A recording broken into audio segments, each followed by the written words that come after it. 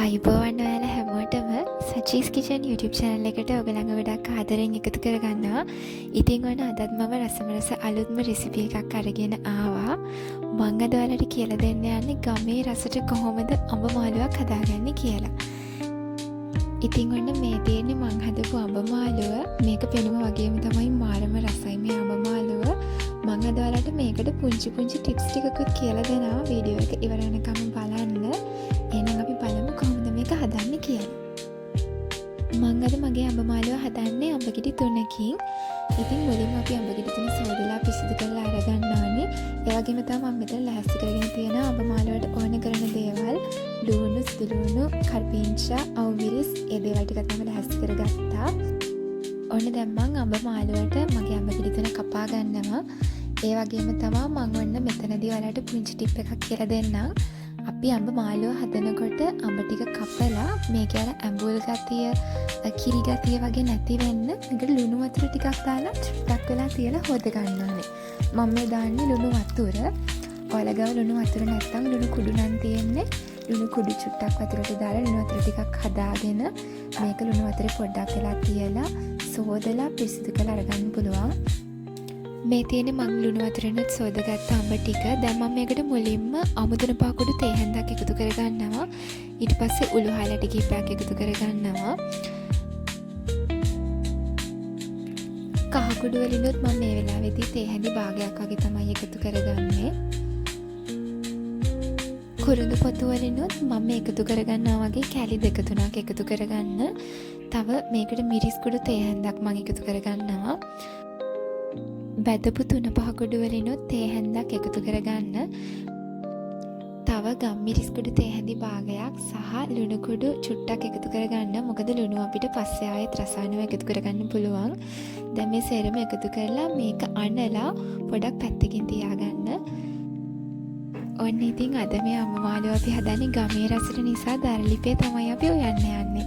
ඔන්න මම දැන් මගේ දරලිපට මේ විදිහට තමයි ගින්දර දාලා තියෙන්නේ. මුලින්ම අපි මේ මුට්ටිය හොඳට මේ වතුරේ හිඳෙනකන් ගින්දරෙන් රත් කරගන්න ඕනේ. මුට්ටිය හොඳට රත් වුණාට පස්සේ අපි තෙල් ටිකක් එකතු කරගන්නවා. මේ වෙලාවේදී මම මගේ තෙල් එක රත් වෙලාද තියෙන්නේ කියලා බලන්න ලුණු කැලි කිහිපයක් එකතු කරගත්තා. ඊට පස්සේ ඔයාලට පුළුවන් අබ තේ හැඳි භාගයක් වගේ මේකට එකතු කරගන්න.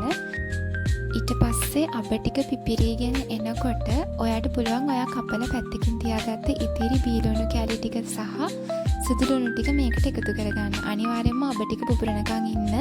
අබ ටික පුපුරනාට පස්සේ තමයි අපි ලුණු සුදු ලුණු ටික එකතු කරන්නේ. දැන් අපි මේ ලුණු ටිකයි සුදු ලුණු ටිකයි පොඩක් රන්වන් පාට වෙනකන් බැද ගන්න ඕනේ. මේ ලුණු එක තෙල් එකේ එකම විදිහට තියන්න නැතුව හැන්දෙන් පොඩ්ඩක් කලවම් කරන ගමන් රන්වන් පාට වෙනකම් පොඩක් බැද ගන්න ඕනේ. ඔන්න දැන් මගේ ලුණු එක රන්වන් පාට වෙන්න බැදිලා තියෙන්නේ. මේ වෙලාවේදී මම කරපිංච ටිකයි අවමිරිස් ටිකයි එකතු කරගන්නවා. ඔන්න දැන් මම ඔයාලට තවත් පොඩි ටිප් එකක් කියලා දෙන්න යන්නේ. දැන් මම මේ තෙල් එකටම එකතු කරගන්නවා මිරිස් කුඩු තේ හැන්දක් සහ බැදපු 3-5 තේ හැන්දක්.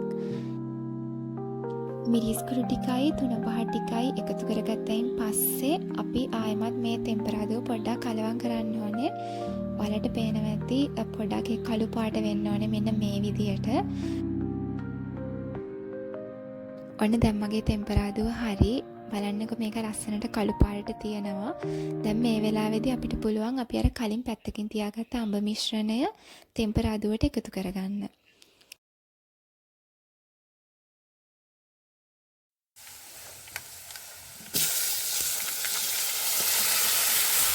අඹ කැලි ටික අපි තෙල් එකට එකතු කරගත්තන් පස්සේ වතුර දාන්න හදිසි වෙන්න එපා. මේක තෙල් එකෙන්ම පොඩ්ඩක් කලවම් කර ඉදෙන්න දෙන්න.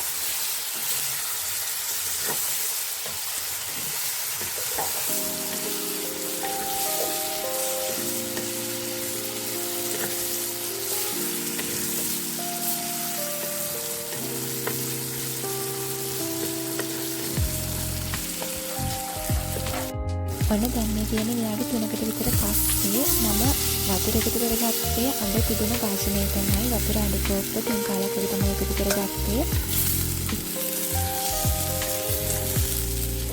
වතුර ටික එකතු කරගත්තට පස්සේ පස්සේ අපි මේක පොඩ්ඩක් කලවම් කරලා මේක පියනකින් වහලා ලිපේ ගින්දර සාමාන්‍ය මට්ටමකින් තියාගන්න.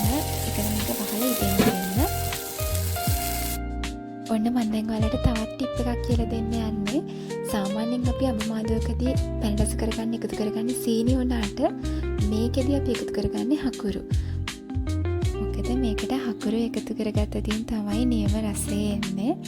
ඔන්න දැන් මම මගේ අඹ මාළුවට මේ හකුරු ටික එකතු කරගන්නවා. හකුරු ටික අඹයකට දාලා මම හැන්දින් පොඩ්ඩක් කලවම් කරනවා.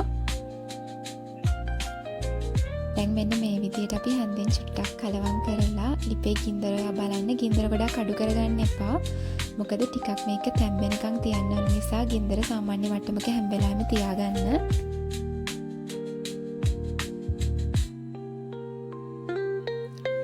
ඔන්න දැන් මේ විනාඩි 5කට විතර පස්සේ තමයි මම මේ අඹ මාළුව බලන්නේ.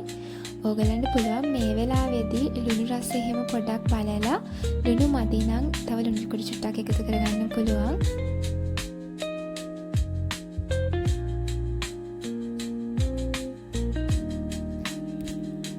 ලුණු කුඩු එකතු කරගත්තයින් පස්සේ ආයෙම පොඩ්ඩක් මේ අඹ කැලි ටික එහෙට මෙහෙට කලවම් කරලා මේක පියනෙන් වහලා තව ටිකක් අපි තැම්බෙන්න තියන්න ඕනේ. හැබැයි අපි ඊළඟ වතාවේදී තැම්බෙන්න තියනකොට හොඳට මතක තියාගන්න ලිපේ ගින්දර අඩු කරන්න ඕනේ. ඔන්න දැන් ඔයාලට පේනවා ඇති මගේ ලිප මම ගින්දර ටික අයින් කරලා මෙන්න මේ විදිහට තමයි තියෙන්නේ.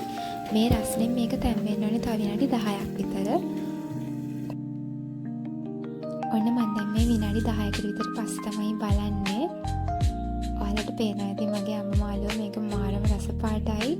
ඇත්තටම පාට වගේම තමයි මේක හරිම රසයි. ඔයගොල්ලෝ මේ විදිහට පොඩ්ඩක් හැන්දෙන් කලවම් කරලා බලන්න. ඔයාලට පේනවා ඇති මගේ අඹ එකේ පොඩ්ඩක් අර හොදි ගතිය වගේ තව චූට්ටක් තියෙනවා. ඉතින් ඒක නිසා මම හිතුවා මේක තවත් විනාඩි 5ක් විතර මේ රස්නෙම තියන්න ඕනි කියලා. ඒ නිසා මම මේක තවත් විනාඩි 5ක් විතර පියනෙන් වහලා මේ ගින්දර රස්නෙම්ම තියලා තියෙනවා.